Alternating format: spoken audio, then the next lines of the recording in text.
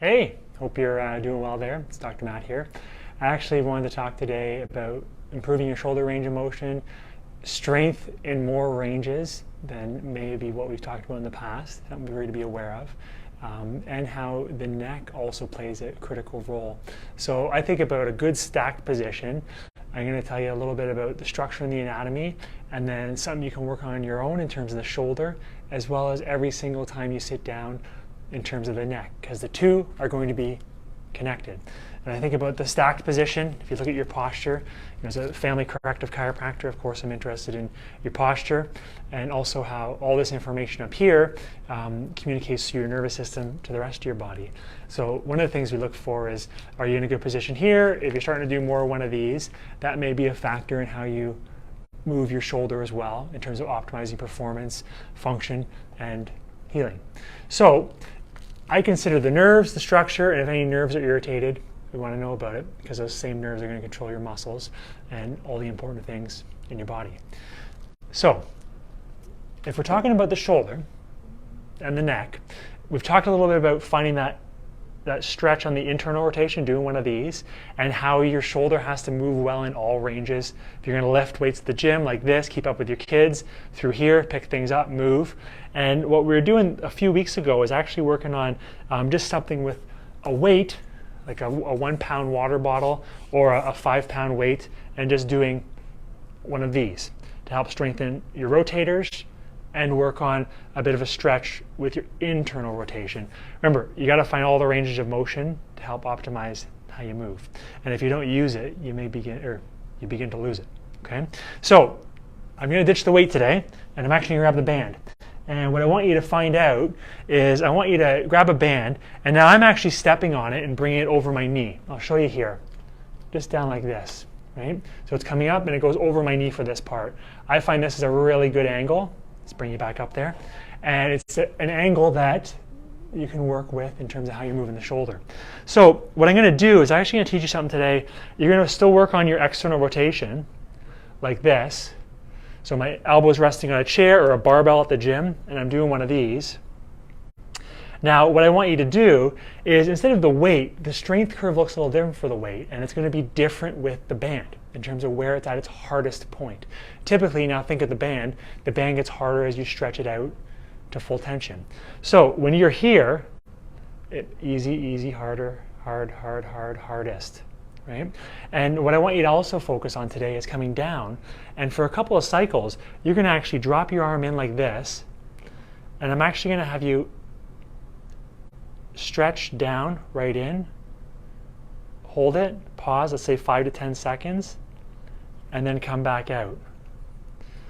Come down, right? You can bring your barbell or your rest up a little higher. Hold it there, stretch, and I'm giving a little bit of overpressure this way so that I feel the stretch in the cuff of my shoulder. And then I'm actually coming back up. So 5 to 10 seconds down here, and then I'll come back up. And with this one, you're going to work in the 5 to 8 rep range, right? So it's more about finding your motion on the internal rotation as well as strengthening at the end range. Pause for 1 second. So come down. Let's say stretch 5 to 10. You can do a little bit longer if you want. And then come back up. And what you're doing is working on how well your shoulder rotates. And oftentimes by finding better ranges this way, you free yourself up to move. And if you are stuck this way, oftentimes if you simply change the way you do those cues for your muscles, you'll find it easier to get into the overhead position and move that much better. So I work in the 5 to 8 rep range, lower reps with this one, and you're working with the band, so when you bring it down, you're going to feel a little bit of a stretch, let's say 5 to 10, 5 to 20 seconds, passively stretch, and then open back up and pause. And again, you're just working on the range of motion, on that internal rotation of your shoulder to help free up. And you may even see, you notice this one, right? Good tall spine, and then you notice this one, and it drops right in. Right? So try and keep your shoulders level, do one of those, and then do one of those and see what the difference is in terms of how your shoulders move.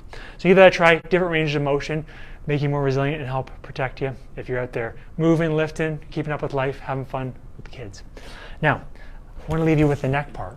Right? So we talked about your cervical spine, your neck region, and oftentimes you may be doing one of these from the side and you don't even know it.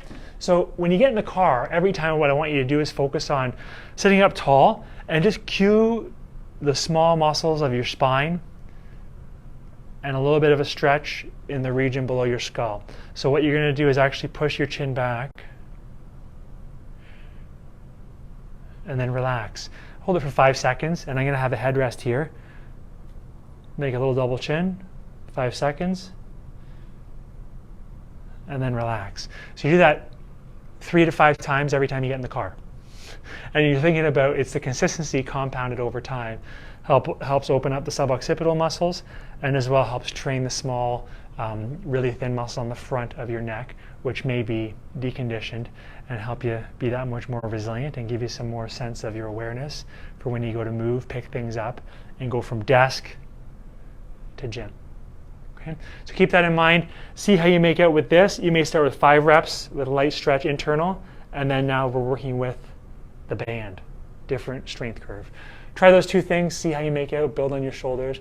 And remember, your shoulders you have to be consistent. It's a mobile joint. You have to be consistent with it, and it moves in a lot of ranges of motion to help protect yourself and be that much stronger and keep up with life. Anyways, I'll leave you with that. And of course, as I've shared with you before, I got a big mission in terms of helping people understand their health. They have to function better, and the health of their spine and nervous system to be at their best. So I can't do it alone. If you don't mind taking a moment, if you found it useful, please take a moment to click share so that someone else can get the benefit too. I do appreciate it very much. I'll talk to you soon. Bye for now.